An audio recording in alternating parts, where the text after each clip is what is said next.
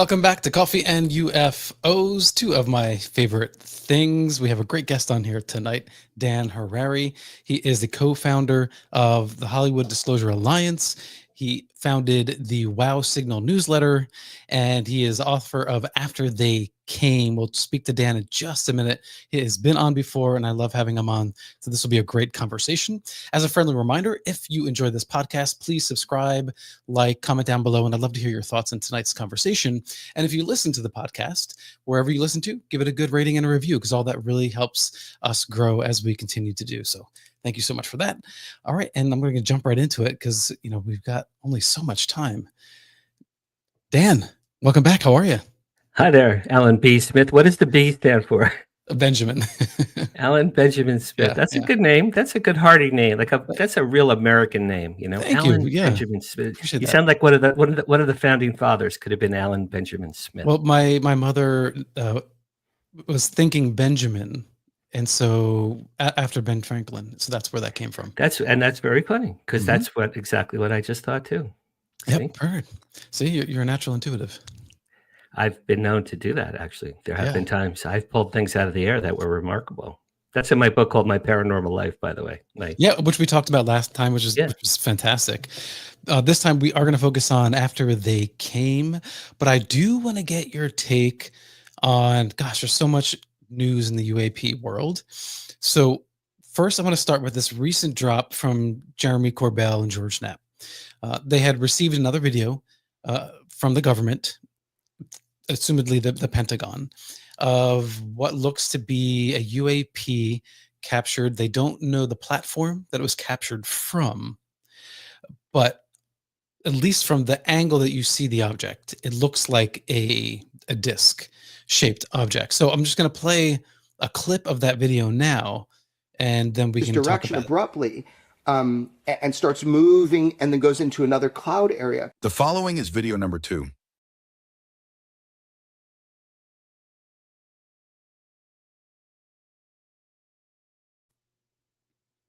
You can just see it drifting through the clouds.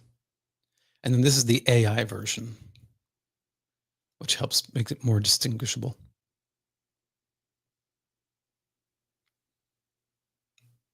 I mean, there's no doubt that's a disc-shaped object. That appears to be a disc-shaped object, right? Alan P. Smith. When did they release that? That was just a few days ago. Now, could it be an orb shape? And you're just seeing it from this angle. I don't know. But according to Jeremy Corbell, the way whoever analyzed it in the government, the way they titled it was a disc. They refer to it as a disc. Now, if we had other angles of the shot, we'd be able to better determine whether it was actually a disc or an orb or not. But it looks like a disc. It seems to me that whoever is giving Lou and George Knapp and Jeremy Corbell videos, it's like dating a beautiful woman who never sleeps with you. I was going to say, be careful where you go, but you went there. So. I just came up with that one, and I've done that, Alan, many times. Dated very, very beautiful women, and they just never slept with me. But my point is, and I have a book called Carrots, which carrot on a stick, beautiful supermodels that my mother goes, you always run after the supermodels. They're so beautiful. What can I do? I meet them. These videos are tantalizing crumbs, little baby crumbs, right? The 3 famous ones from the Navy in 2017, the Tic Tac, the gimbal, and what was the Go Fast? Those 3, right? Yeah. And now this one, it's not going to do it. What's it going to do? It's not going to do anything. All it will do is more people like us on podcasts, more interviews, more videos, more interviews. More media coverage. It won't do anything. I've become very Contact in the Desert was 2 weeks ago, and I'm the publicist, so I was there and I spoke and I met all kinds of wonderful people. And half of the people like Steve Bassett, our friend, he's like my brother. Mr. Disclosure, can't wait. It's going to be Trump. It's going to be Trump. Trump's going to be the one. He says Trump's the last president standing when the music stops. I thought that he just told CNN that. It just aired today on CNN. Well, I remember back, a few years, more than a few years ago now, he was saying it was going to be Hillary. He really believed Hillary was going to be the one. Well, according to Stephen, he helped to this is in his bio. He helped to inject the UAP issue through John Podesta into the Hillary Clinton 2016 campaign. Now, I believe Stephen. He's never lied to me. I believe that to be the case. Now, think about it. Had Hillary won, she would have really gone to bat pretty hard for disclosure. Not that it would have happened, because in my opinion, whoever the gatekeepers are, whoever if you want to call it the deep state, the black government, to me, the easiest analogy is the grandsons and the great-grandsons of the Majestic 12. Think about Majestic 12. These are 12 men in 1947 who were commanded by President Truman from day one. President Truman created the truth embargo. Day one, July 8th, 1947. That was day one of the truth embargo. Why? Roswell had happened earlier that week. July 7th, Walter Haut issued a press release that ran all over the world. It said, hey, we have a disc. Why would he have sent that out? It got approved by Colonel Blanchard, his boss, the head of that base. Sure. Yeah. You don't send out a press release at that level of information unless that was true and real. So my joke is that went all over the world July 7th. The next morning, President Truman, his butler brings him his coffee and his Danish, good morning, Mr. President. Here's your newspaper. Truman reads it. What? Army has a disc? What? I'm the president. They didn't clear this with me. Who the hell is this Walter Haut? Who does he think he is? They issued a press release without my blessing? He or his people must have screamed at Blanchard and Haut on the phone. They must have just, how dare you do this without us? Reverse this, rescind this. Now, I'm a publicist. I've probably done 10,000 press releases in 45 years. The hardest thing to do, if you're a publicist, is to rescind a press release that you sent to 10,000 people, right? How do you rescind it? It's unringing the bell. It's putting toothpaste back in the tube. It can't really be done. However, in 1947, they did it.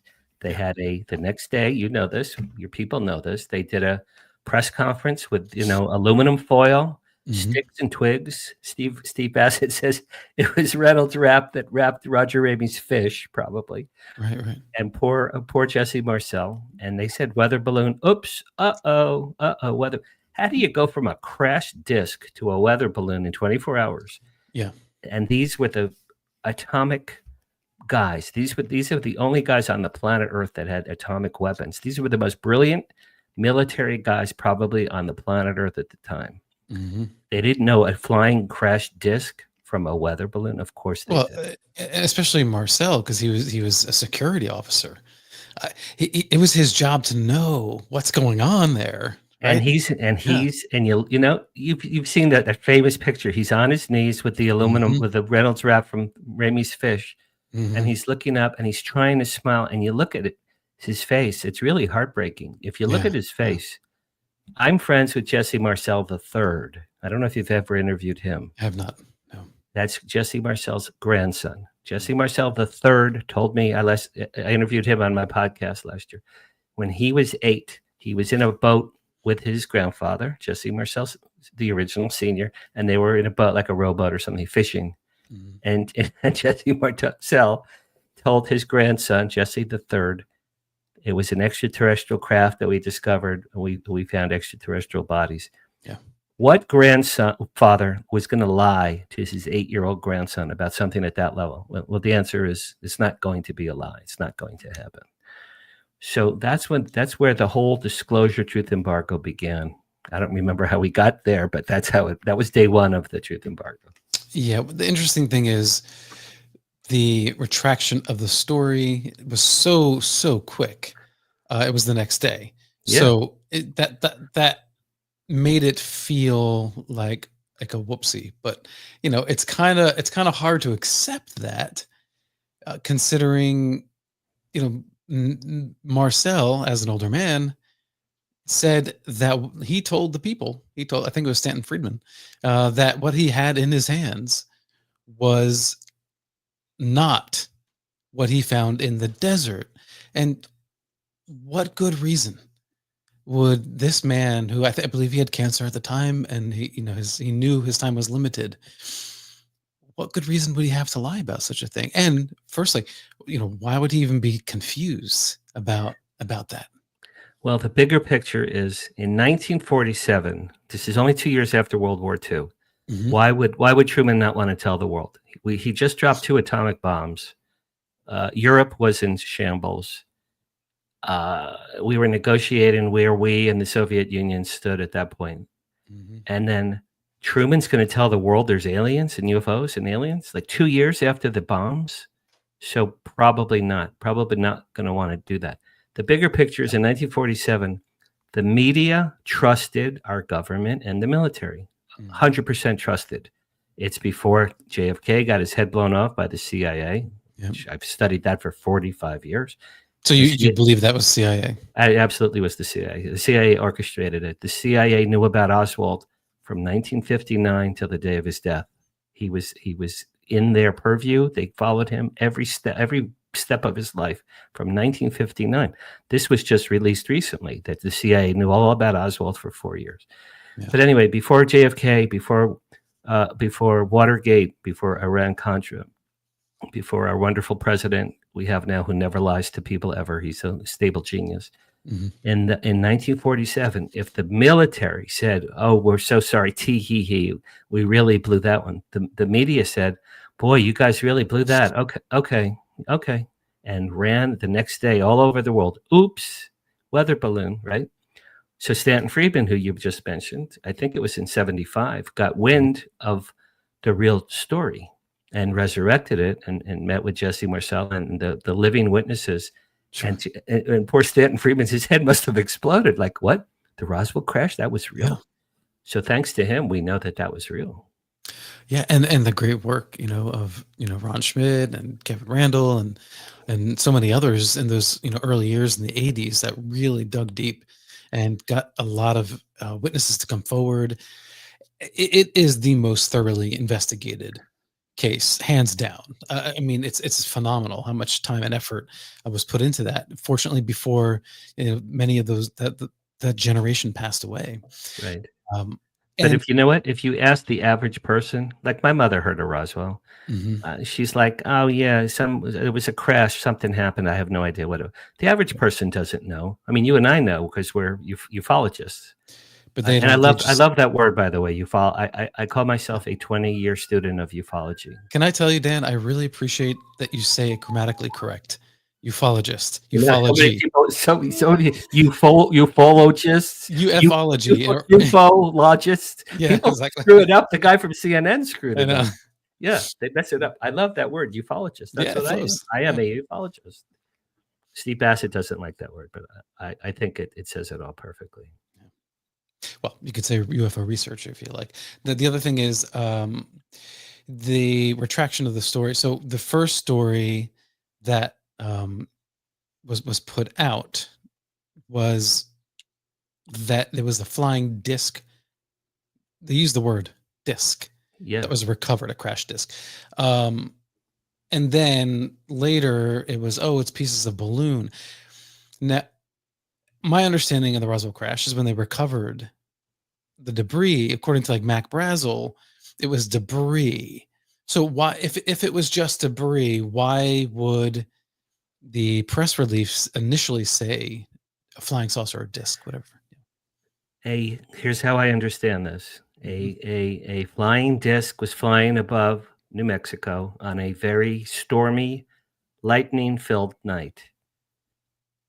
I think the common theory is that a bolt of lightning struck this craft above Mac Brazel's ranch while it was in the air. So a part of this craft, figure if it's like remember Terminator 2, remember the bad guy was this liquid metal Remember the Mhm. liquid metal? Robert Mhm. Patrick. I actually became friends with him. But Robert One Patrick of the was the. best movies ever. Yeah. Is that the greatest movie? I saw that with my son. I got 500 times. And he's the nicest man on the planet, Robert Patrick. Too. We used to get allergy shots together in Hollywood. A bolt of lightning hits this craft. So these liquid metal chunks fall and cover Mac Brazel's ranch. I don't know what, 120 acres, 100 acres, whatever, how many acres it was. Mhm. But the craft kept flying.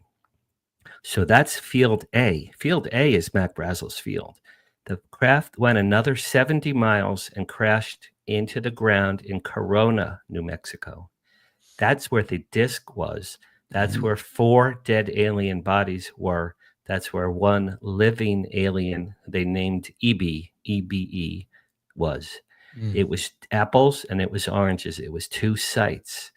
The famous site, Mac Brazel, with the balloon and the aluminum foil that covers Ramey's fish, and that's what they made Jesse do. But your point, Alan, is so good because in the press release we have the disc. That means Right. they went to the other site Yeah. and they got this huge.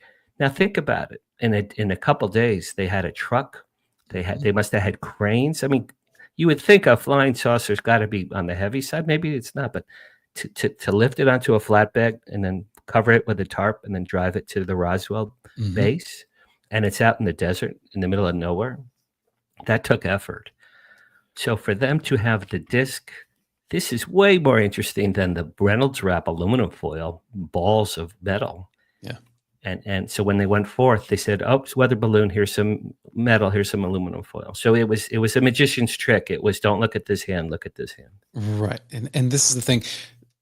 It's the 2 things. There's a second site where the disc was found, or a larger portion of the craft that was distinguishable as a disc, Right. included in the report, which means not only did they know about the second site, but that it was something that was intact enough to identify it as a disc. Because if it was just a weather balloon, then it would have just been debris, and there would have been no confusion. No one would have ever written a press release that said Exactly, Alan. There would have disc. been no press release. Weather balloons crashed Right. in the desert all the time. They were Correct, used yeah. for years and years and years. So back to this story. This is really interesting with the image or the video that Jeremy Corbell and George Knapp released. So often you do hear skeptics, debunkers say, UFOs go through phases, and that's because humans go through phases. First, it was the discs, then it was the black triangles, and then it was cigars. And the reality is, if you're an investigator and you're on, MUFON site or NICAP site or New Fork, you'll do the work to find out. Wait a minute, there's all kinds of reports of all kinds of shapes happening all the time, and not Exactly. just in the United States. And so I love the fact that this video shows that there's a disc and that this was captured by our government's platform. Again, I'm saying disc, don't really know what that is, but I just want to put up the still shot here.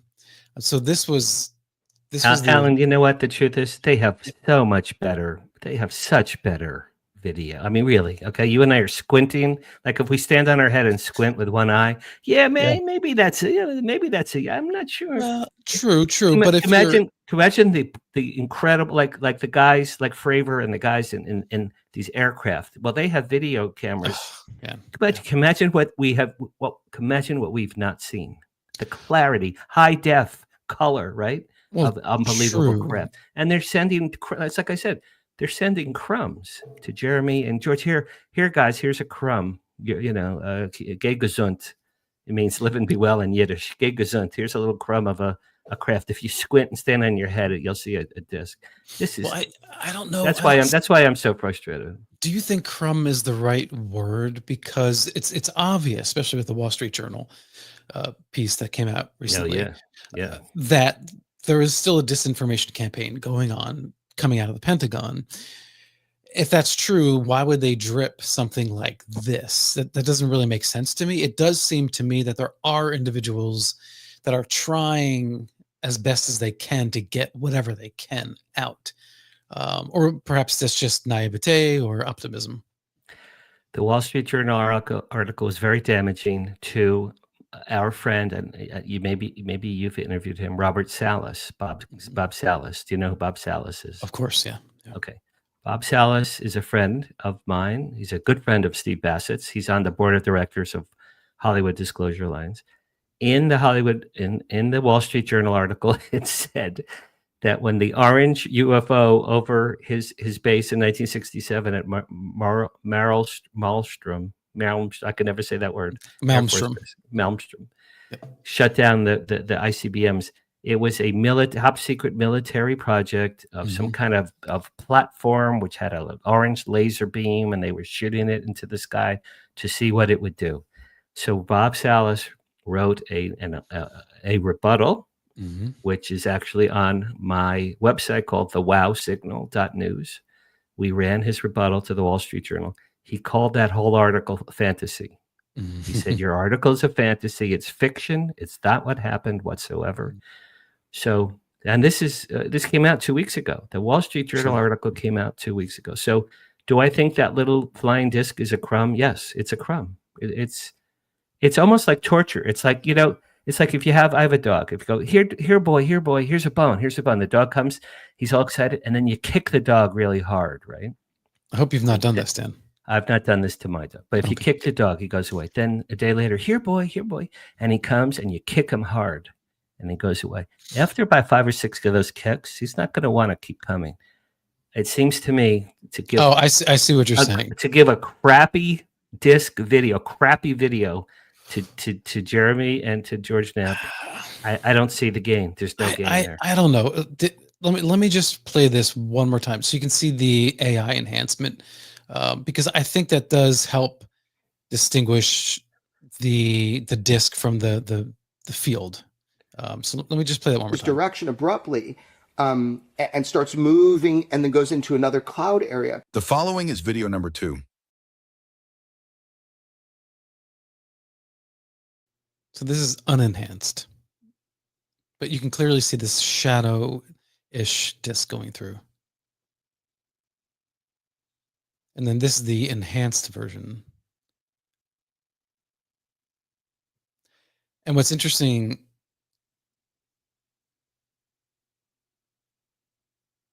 yeah, that was pretty good that time. exactly. So what's interesting about the enhanced version is it kind of it emphasized the reflection on the edge of what appears to be a disc, so you can really get a clear shape. Again, AI, you have to be really careful with these enhanced. Yeah. But when you look at the tube side by side, there's no doubt there's an object there. And if they don't know what it is, that's an odd object, and it looks pretty large. Well, what's cool at this time I noticed is that it was vertical. It looked like it was horizontal, and then it was flying vertical. Kind of tilted, or maybe vertical for a few seconds. Yep. Again, whoever controls the truth about NHI, extraterrestrials on the Earth, craft, the reverse engineering program.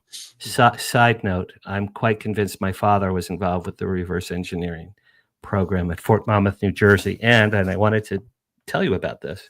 I'm reading a book. Right, let me put this up. Good. A book. Someone just told me about this book called McCarthy, Monmouth, and the Deep State. Joe McCarthy had, in the early 50s, everyone knows about his House Un-American Committee. Are you a communist? But he did another hearings in Congress with the Army, with the U.S. Army, and it was about a side issue about Roy Cohen's gay lover, and it was not important. But during the course of that hearing, as stated in this book, communists infiltrated Fort Monmouth, New Jersey Army base, the Radar Branch Division. Well, who worked there for 45 years? My father.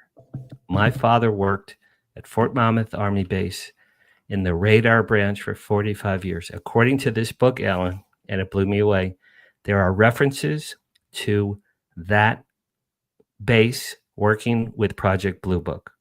Oh. Now, this is in writing, and it was from the McCarthy Army hearings. Now, I know my dad was involved. He never said a word. He couldn't. He wasn't allowed to. Never even told my mother. But my father was involved with radar and guided missiles. My father helped invent drones. He told me this before he died. He helped to invent drones. Where am I going with this? He and his scientist fellows were not allowed to tell anybody what they did, including my mother. Okay, they were married for 30 years. So my mother, after my father died, I said, Mom, did Dad ever talk about aliens or UFO craft?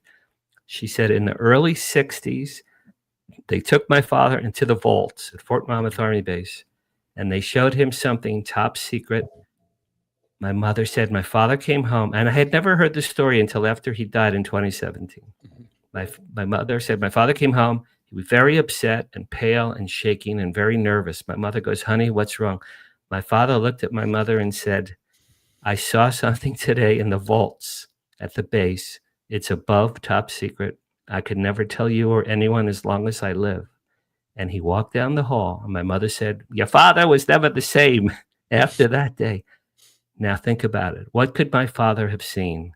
He was a pretty powerful guy. What could he have seen that upset him?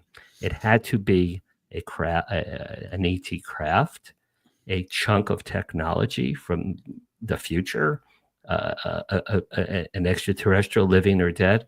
I think it was a piece of technology because where he worked, anything that crashed anywhere in the world, from Russia or China or anything, Fort Monmouth was one of the bases that it was brought to because they had these brilliant scientists there, like my father, to reverse engineer and figure out how these things worked. So my dad he was not allowed to tell the world what he knew, right? He went to his grave, never said a word. Bob Salas, he's 84 years old. Bob Salas is like, hey, extraterrestrials turned off our military nuclear weapons. He's still alive. He just wrote a rebuttal to the Wall Street Journal. And he's trying to say, hey, some of us are still alive from an earlier era. Hear us out. Steve Bassett, you know this, Steve Bassett and Danny Sheehan are trying to get the nuclear witnesses before Congress. Robert Salas, and there's two other gentlemen, I always forget their names, but they want them to testify before they pass away. So again, going back to that video, it's a cool video of a disc. I'm glad Jeremy Corbell got it. I met Jeremy last year. Is that going to change is that going to bring disclosure? No, it's not. It's not going to happen. No, but that is an interesting idea that indeed this might be a kind of a psyops thing where you tease something out and you just get people so frustrated they just start to tune out, right? It's like exactly you give them just enough to get them excited, but when you hit that peak of excitement and then it drops off again, then you peak and then you drop. Eventually, Alan, you nailed it. You literally. Yeah. I'm glad what you just said because Contact in the Desert was 2 weeks ago, and in the last 2 weeks I've been really depressed. I've been really depressed because the top people in the world were at Contact in the Desert. And here we are 2 weeks later, and there's no disclosure. We're nowhere near that, and it's getting very frustrating. No, but I'd like to believe that we're in a kind of a soft disclosure. I have a question from Greg Howe. He says, does Dan have info on the age of disclosure distribution deals? Is that Dan Farah's documentary? Yeah. Yeah. No, I don't. But on that similar related topic, Ron James is a good friend of mine. His next film, Accidental Truth Next, is coming out in the fall, and it's going to be the most current of the films. Here's what happened as I know it in the last few years. Accidental Truth came out from Ron James in 2023. Then James Fox's movie, The Program, came out in 2024. Then Dan Farah's came out, I believe it was early this year, or either late last year or early this year. It was. Now, was it South by Southwest? Was that? That's exactly right. You're exactly right. So that was that one. And now Ron James. I told Ron James to his face. I said, "You, Dan Farah, and James Fox, you're leapfrogging each other. Like you think that's a good one. Wait till you see The Program. Well, wait till you see Age of this. Like wait till you see Accidental Truth Next, which Ron previewed at Contact in the Desert. Next is going to come out in September or October. So I don't know about that film in particular, but what's happening is these high-profile documentarians, Ron Mhm. James, Dan Farah, James Fox, who I finally met at Contact, nice guy. Yep. They are putting out more content more often on a regular basis. Mhm. Now, here's what's interesting. In the history of Hollywood, one documentary film in the history of Hollywood, one has been in theaters that's related to this topic, and that was Chariots of the Gods, based on Eric von Daniken's book. I believe that film came out to theaters in 1970. Interesting. So Steve Bassett, he told me this. He said, Dan, in the history of film, there's Mhm. been one documentary that's been in theaters. And Eric was the ancient alien theory, which I absolutely believe in, and I'm a huge fan. And as soon as I heard about it, it literally changed my entire life. Giorgio Tsoukalos told me in 2007, it changed my life. Yeah. So if a Farah or a James Fox or a Ron James, if let's say Warner Brothers could do this tomorrow, they could call Sure. Ron James and say, "We hear you have the most current UAP doc there Mhm. is on the planet Earth. We want to put it in theaters." Any studio could put it out tomorrow. It doesn't happen. Why? The media, not that the media is complicit. The Mhm. media, in my opinion, the media is ignorant. They're ignorant. They don't get it. They just don't understand how huge this topic is. Well, but that's the thing, is that it takes a long time to get even a handle on the UFO topic. It goes back decades. It's so rich. Yeah, right. You can't just jump into it and know it in a week, Right. or Right. even a couple of Right. months, even or a year. I mean, it's a lot of work, as you That's know. It's like and then that's it's ongoing, right? that's Until why that. that's why I refer to myself as I was interviewed by CNN. I said Mhm. I am a 20-year student of Right. ufology. Exactly. Yeah. And literally 20 years, right? Mhm. And Alan, I know this much. I know this much, Oh. which is way more than the average person. But like a Richard Dolan, Mhm. or Jacques Vallée. I was going to say, I Yeah. swear I was going to say Jacques Mhm. Vallée or Paolo Harris, or Paolo some of Harris. these, or some of the Eric Von Daniken, Giorgio, some of these people who have been around for decades. They And have doing it full time. Right. they have a big picture. They see all the. I've been studying. I know about Roswell. I know this. I Mhm. know this. There are things that come out. Oh, how about all right? I'll test you right now. Uh-oh. Do you know about the 1933 Magenta crash in Italy? Yeah, I do. Okay, so And you the know about that one, Vatican helped to right? Exactly. keep it under wraps. Right. Yeah. Okay, so I just heard about that recently. How Mhm. did I hear about this? Two members of the Hollywood Disclosure Alliance are filmmakers. They're in our group, and this is cool, Alan. They're working on a TV series about that crash.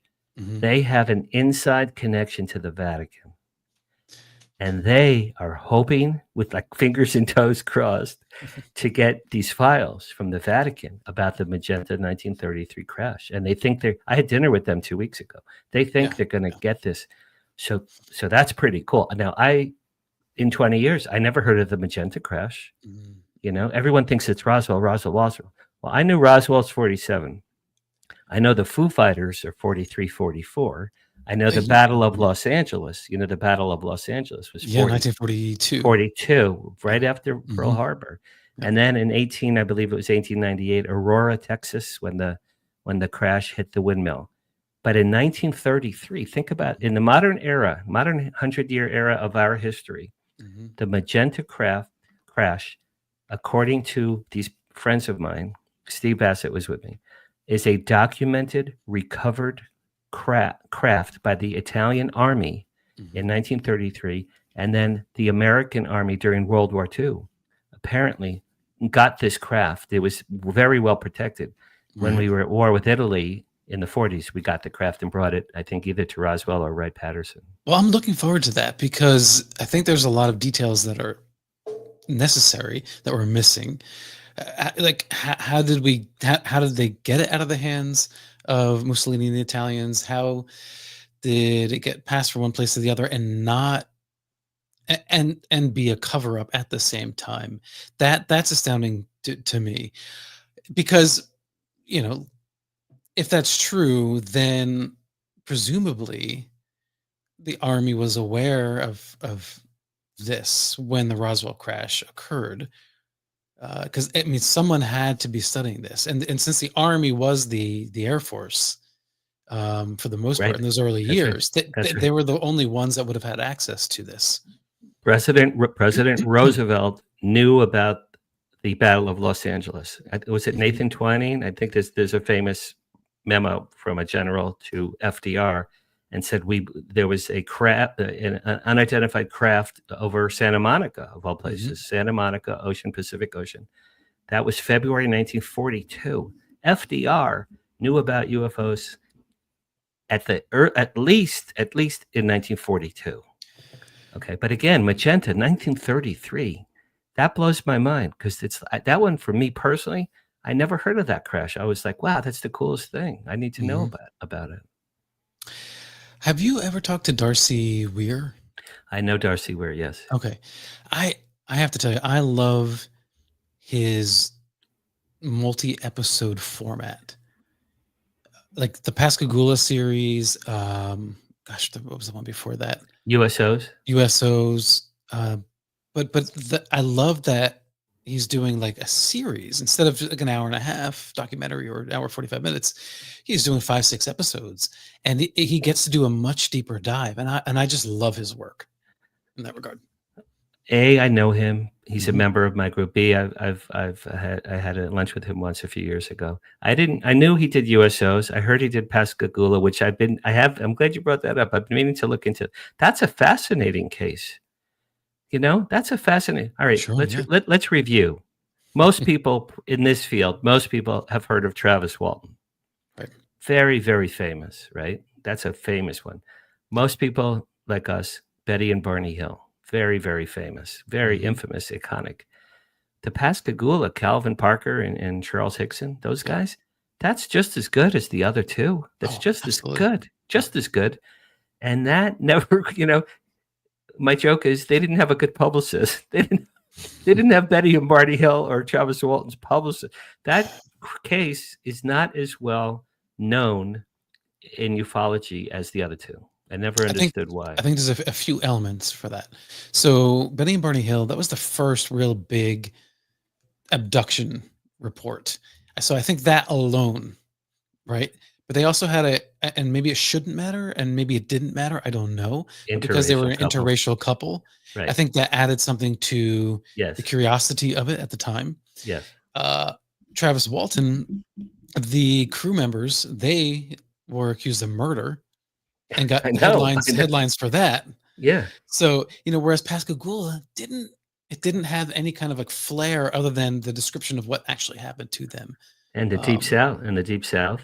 Yeah, I hate to say it, but I bet you that there are some people that didn't take them as seriously because they're from Missouri. Like they did I agreed. I totally agreed. unfairly so. You But yeah. nailed it. You Mhm. absolutely nailed it. And Betty and Barney only told I think their neighbor, their relatives, and their psychiatrist. The psychiatrist broke that Dr. story. Simon, yeah. Yeah, which, if you think about that, I don't think he had their permission. He should not have done that.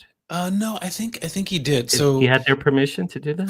for the book, because the book that he wrote the foreword to John Oh. Fuller's book, The Interrupted Journey, and they did give him permission for that, because by that time Benny and Barney had already gone out and they were starting to do interviews and radio interviews, that sort of thing. It was a slow drip. It was a slow drip because the Yeah. event was 61. The book came out, I Yeah. think, in A couple of years later. Yeah, it was like 4 years later, something like that. Yeah. And again, like you said, Travis had six coworkers Mhm. with him, eyewitnesses / murder suspects. They all passed lie detector tests. They all said, well, why would we kill him? He was the brother-in-law of Mike Rogers, one of the guys. It was his brother-in-law. Yeah. His sister Dana was married to Mike. Yeah. So the poor Pascagoula guys, man, they're as credible as any other of those stories. And so kudos to Darcy Weir. He actually told me to watch that series. He told me last time I saw him, I've been meaning to watch that. Yeah.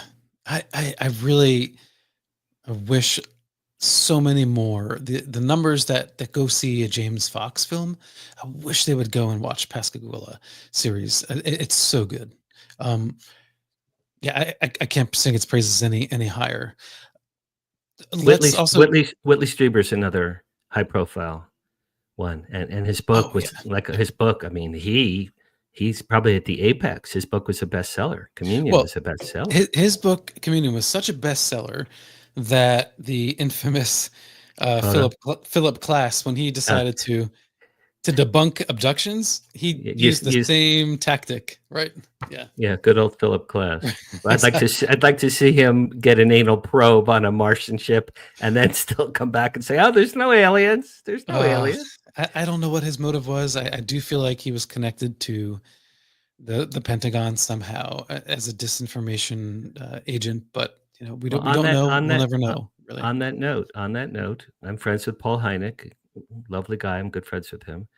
And he said this publicly. His father, J. Allen Hynek, was a total skeptic when he was asked, and he did not just Blue Book, he did Sign and Grudge. Allen Hynek he did Project Sign, Project Grudge, Project Blue Book. He did all three of them. He was a total skeptic at first for years and years. Sure. And along the way, more and more and more credible evidence and witnesses. And he's thinking, wait a minute, I might be on the wrong side of this fence here. And then the famous night, I think it was 1965, swamp gas in Michigan, swamp gas. Yeah, and he got crucified. Yeah. He got crucified, and then he thought, "Did you ever see the movie Bridge Over the River Kwai? You ever see that movie?" No, I don't think I have actually. I watch it once a year. Is that a Steve McQueen movie or no? Sir Alec Guinness. Alec Guinness. Okay. Sir Alec Guinness is the star. At the end of that movie, he builds a bridge for his Japanese. He is in a prisoner of war camp with his men, and they have to build a bridge as part of their punishment. And he builds a magnificent, gorgeous, beautiful bridge. Yeah. And he's so proud of it. It's a magnificent piece. But what he did was he's helping the Japanese win the war.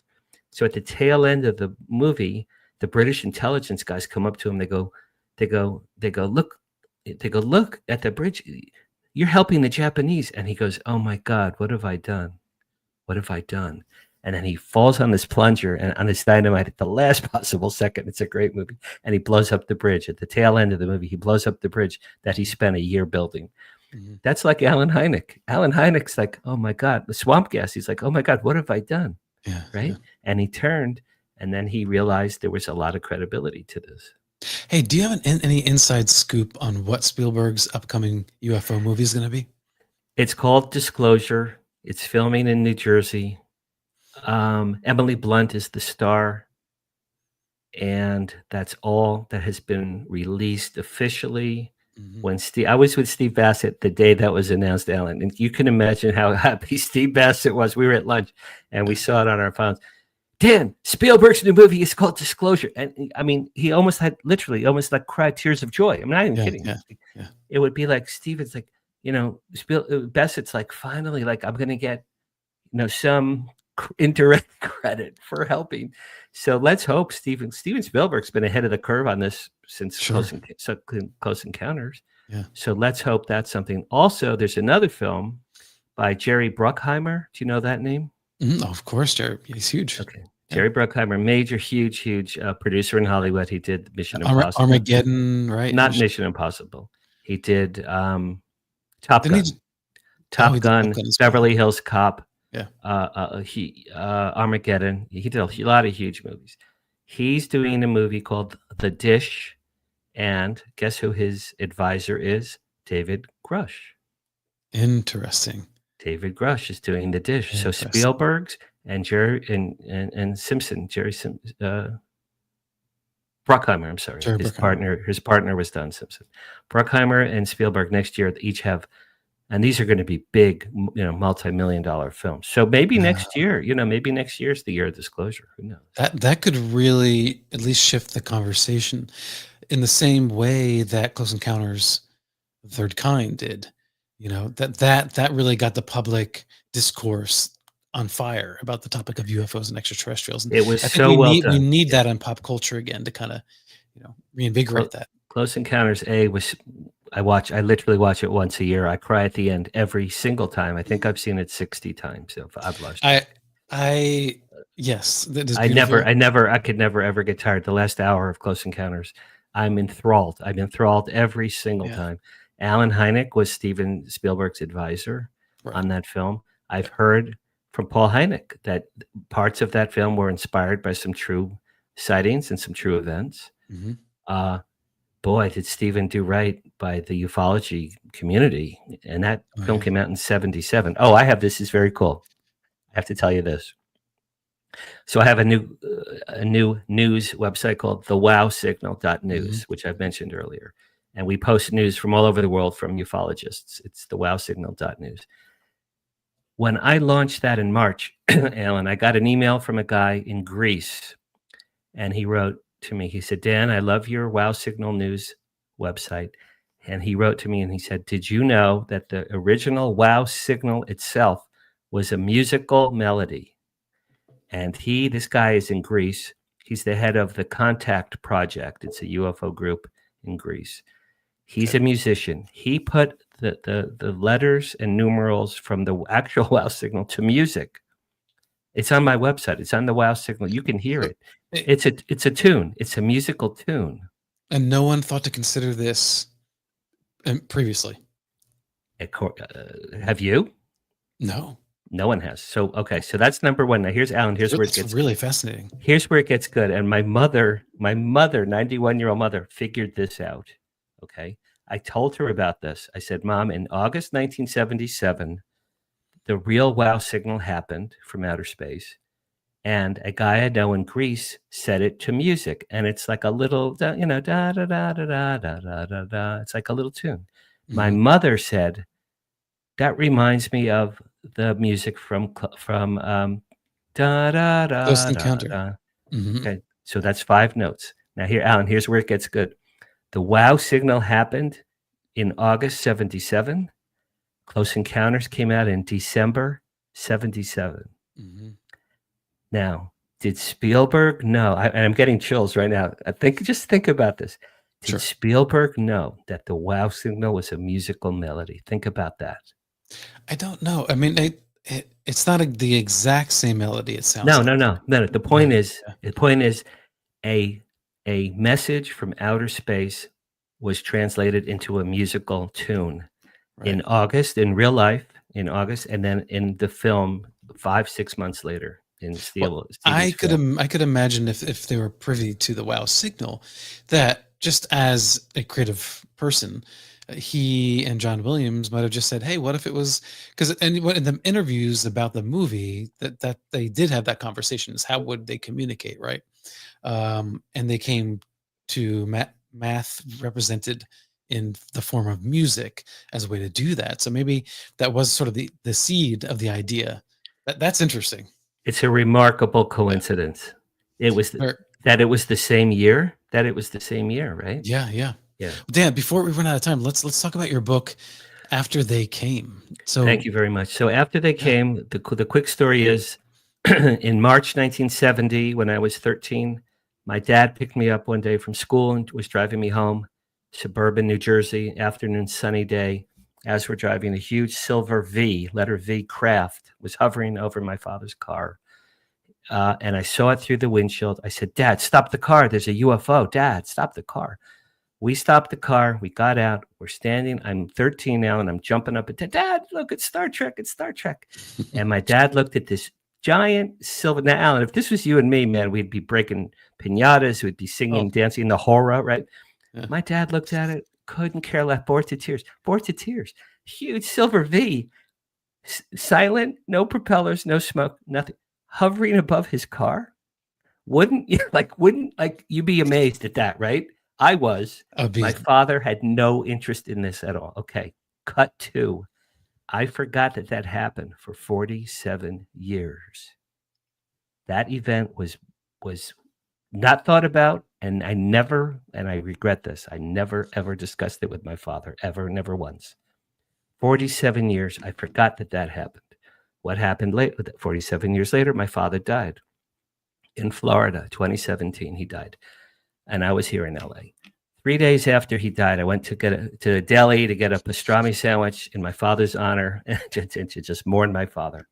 Yeah. And I swear I've told the story all over the world, and it's a true story. I'm sitting there mourning my father.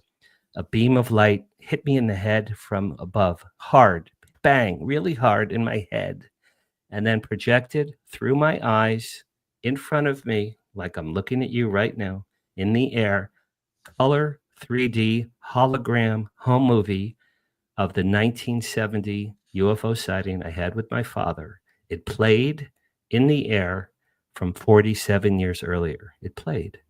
Now, can you imagine such a thing happening? This is real. This isn't. I swear on my daughter's life, this is a true Right. story. This is a true story. It played. Yeah. It was a digital download. It played like this, and it was rectangular. It was like a HD screen suspended in the air. At the deli, I'm waiting for my pastrami sandwich, right? Right. And I'm like, oh my God. Now, it wasn't a memory or my point of view. I was in this little movie. It was my father's car, me, my father, and then the V. Yeah. And it was like God was the cameraman, like Cecil B. DeMille, like God had like taken this. Now, you know what the Akashic record is? Sure. Akashic. Yeah. I just heard about that recently. And I asked an expert, and she said, yeah, that sounds like that download was given to me from the Akashic records. Because it's like the cosmic library. Yeah. It was. It really was. I watched it. Okay, so I You had a library card and you didn't even realize it. Well, this is 3 days after my father died. Now that's part of the story too. Interesting. Well, And this time in the little video, he winked at me. And I remembered he had said to me, "Come on, kid, let's go home." This time he winked at me and said, "Come on, kid, let's go home." Okay, then it dissipated. Then in my ear, I hear, "Get a pen, get a pen, get a pen. You need a pen." I asked the waiter for a pen. I wrote on the paper placemat. My hand did automatic writing. You've heard of that? Sure. Okay. I never did it before or since in my life. My hand wrote, "Write a book about benevolent aliens. Lead character's father knew about UFOs." And then I wrote capital A, capital T, capital C. My hand stopped moving.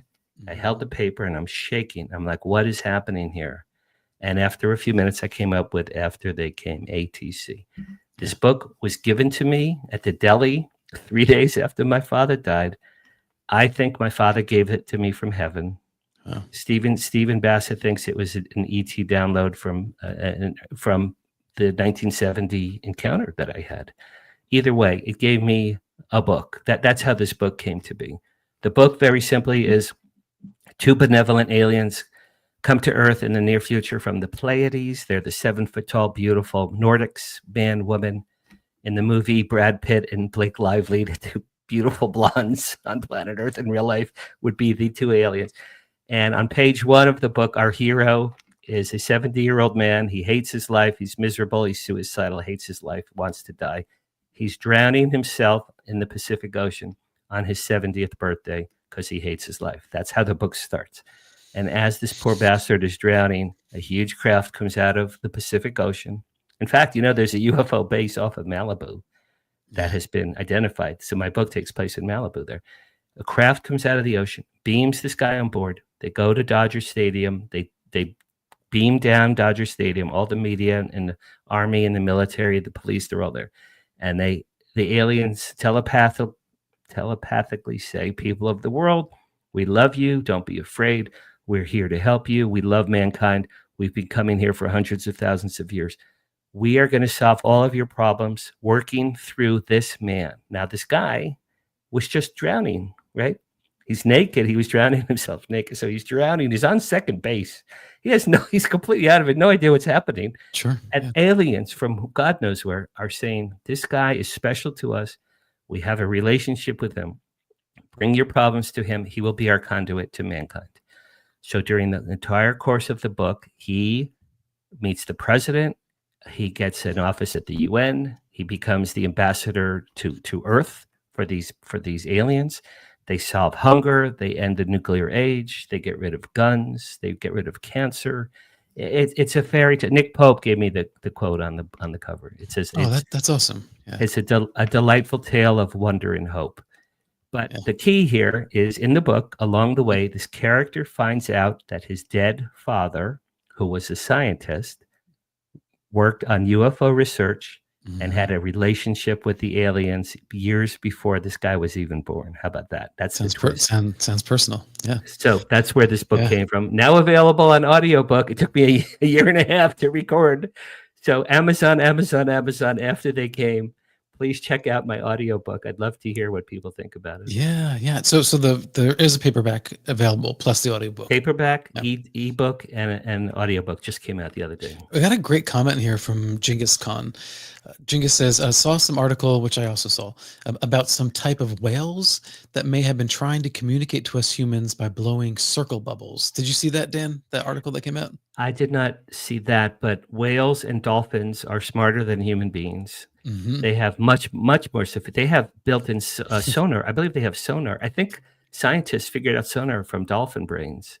They have they make that sound. They do. Yeah. And it bounces off of the distance and comes back, so they'll know what's ahead of them. I've not heard that, but I have something related. Sure. Do I have a minute? You do. Yeah. Okay. This is related. Last Contact 2024, the last night of Contact in the Desert last year, we had a CE5 event. About 200 people were outside. And for 2.5 hours, we're holding hands, looking up beautiful sky, Palm Springs, clear night. And we're looking up, oh, space brothers, please show yourselves. We love you. We know you love mankind. We want to commune with you. Please show yourselves. We really want to see you. And I thought it was lovely. It was really quite wonderful. I expected absolutely nothing to happen. That's amazing. After 2.5 hours, you get like, okay, it's enough already. That guy, okay. Sure. So 2.5 hours came, and this is true. I look at my watch, and it's 10:30 at night. I had to get up early. The next morning, I look at my watch, and I said, I swear to God, I said to myself, if I don't see a UFO in the next 5 minutes, I'm leaving. Mm-hmm. As soon as I thought that, bang, in the sky above us, bang, dark black cloud of smoke appeared 300 feet above us, no more. And a white V came out of that black smoke. It was bright white V, rounded edges. It had a gold color ribbon through it. It looked like vanilla ice cream with caramel. Interesting. Huh. And here's why I bring this up. The under part of the V had octopus suction pods, 3 on one wing, 3 on the other. They were translucent, light brown with veins, lit up, and they were pulsing like this. Pulse. Pum, pum. Wow. Pum, pum. Pum, pum. And I saw this with my own eyes. I said to the guy next to me, whatever that thing is, that's alive. It was a craft that had some kind of live biologic entity attached to it. It was almost like an octopus had wrapped itself around a craft and was catching a ride across the heavens. And I swear on my daughter, that's a true story. So I don't know if it relates to whales, but I saw an octopus UFO. That's pretty cool. Yeah, we don't know how technology will evolve. There'll be sort of an integration between, silica and carbon based. I mean, or some other iteration of a hybrid technology. We're probably only 100 or so years away from something like that. I think for us, at least. There's no way. There's no way that craft was a military. Now, I know my father worked at military UFOs. I know he did because he helped invent drones. And some of them were made to look like UFOs to fool the enemy. But this thing, Alan, this was a living entity that was integrated into a piece of technology. I don't think if our military has that, they're 1,000 years ahead of what we know about. Well, that makes that video that Corbell and Knapp just released all the more interesting because they and others, when you look at that video, it reminds of the movie Nope. Did you see Nope? Oh, yeah. Sure. And so that was kind of like the idea of there was this living thing or being that looks like a UFO. I saw one with my own eyes. Right? I saw an octopus UFO. That's really interesting. And the way that disc is moving through the clouds, just like in the movie Nope, right? It's kind of hiding, using the clouds to disguise its existence.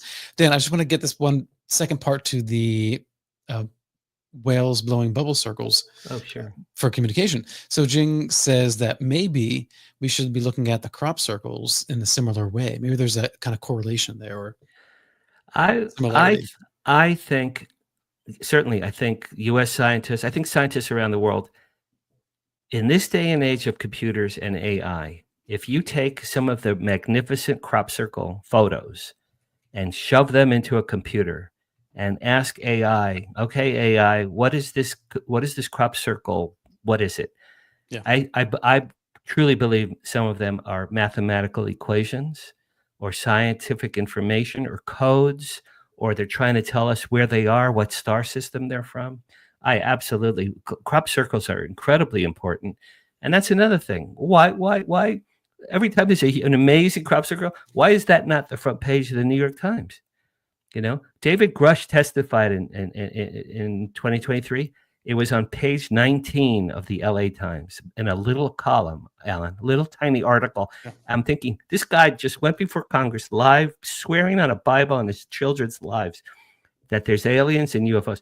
And the LA Times couldn't put that on the front page. I know. They couldn't put that on the front page, that there's aliens the next day. The media is so hesitant to embrace this topic. It's just so frustrating. It is. Dan, we are at the end. Thank you so much. I really enjoyed this conversation. Me too. Tonight. We could have done another 2 hours. Exactly. On our heads, I think. Thank you, brother. I wish you were on the East Coast, but I know you're a West Coaster. But next time I'm in the East Coast, I'll check you out. Come to LA. I'll buy you a pastrami sandwich. Oh, okay, or a coffee. I'm a coffee guy. I'll have coffee clearly. any time of the day with you, Dan. Apparently. Where do you want people to go to find out more about your work? Okay, so thank you very much for having me on. 3 things: danharariauthor.com, danharariauthor.com. I actually have written 5 books. They're all there. HollywoodDisclosureAlliance.org. On my shirt here. I always do it wrong. There it is. Okay, hold on. Let me get on the big screen. Okay, there it is. Okay. And the sign you have in the background, Hollywood Disclosure Alliance. Right. Hollywood Disclosure Alliance. We have UAP and ET experiencers and researchers and disclosure people blending in, networking in with writers, producers, directors, content creators. For all these lovely people who are writing here to Alan in the comments, if you have a story, go to HollywoodDisclosureAlliance.org and click the join button. You'll see how to become a member. In fact, Alan, you should be a member. I am. And I believe I signed up already. Yeah. Are you a member? I forgot. Yeah. I get the WoW signal. I get the WoW signal. I'm pretty sure I get the Hollywood Disclosure.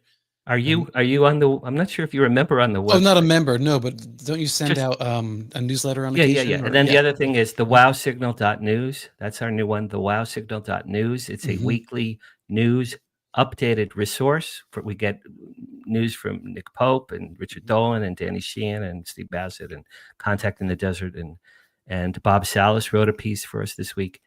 Alan, if you send me your bio and your photo, it's all I need, and you get a membership onto the HDA. Thank you, Dan. That's awesome. I appreciate that. Absolutely, you should absolutely be there. So danharariauthor.com, HollywoodDisclosureAlliance.org, thewowsignal.news. Thank you, and good night. Be sure to tip your waitresses. I used to do stand-up comedy. Be sure you tip your waitresses. And waiters, because I was a waiter. So waiter, there you go. Yeah, right. Well, the waitresses were always a lot cuter than the waiters. So what can I do? Dan, thanks so much, man. Have a good night. I really appreciate it. You too. Have a great weekend. Thanks a lot. Okay, and everyone, please check out Dan's work and his new book. What a great guy. Thank you all for joining us tonight. Thank you for your questions and your comments. And thank you to the UNX Network for rebroadcasting Coffee and UFOs. Special thanks to Margie Kay and Race Hobbs at the UNX Network. If you were listening to this podcast, please give a good review, rate. And if you're here on YouTube, I'd love to hear your thoughts on tonight's conversation. Please subscribe, hit the like button. And until next time, everyone, peace and love, and live in the mystery.